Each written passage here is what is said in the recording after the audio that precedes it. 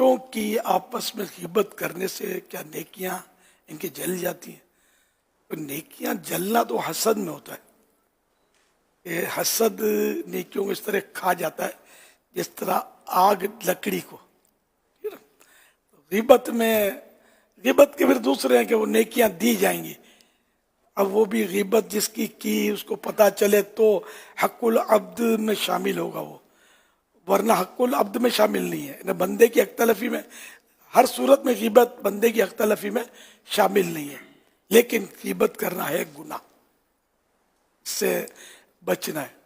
اب اس طرح کے سوالات کرنے نہیں چاہیے، بچے تھوڑا دلیر ہو جائیں گے. اس کے مسائل بتائیں گے نا. بہرحال بچوں کو بھی غیبت سے روکنا بہت ضروری ہے کہ یہ جب بالغ ہو جائیں تو ان کی پریکٹس ہو گناہ سے بچنے کی، اور نیکیوں کی عادت دلوائی جائے. اور یہ بھی ہے کہ بچوں کے نیکیاں تو بالکل اس کو ثواب ملتا ہے.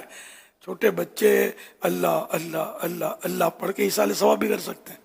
نیکیاں ملتی ہیں تو جب ثواب ملا تو ایصال بھی ہو سکتا ہے، ثواب نہیں ملا تو ایصال نہیں ہوگا. پہنچانا ہے ایصال ثواب کرنا، یعنی ثواب پہنچانا. تو بچوں کو گناہوں سے بالکل روکنا ہی ہے، گناہ کرنے نہیں دینا، اور خود بھی نہیں کرنا ہے. اب آپ خود کیے جاؤ زمانے کی غیبتیں، جس کسی کو بھی نہ چھوڑو. اب بولے بچہ غیبت نہ کرے تو یہ بہت مشکل ہے نا.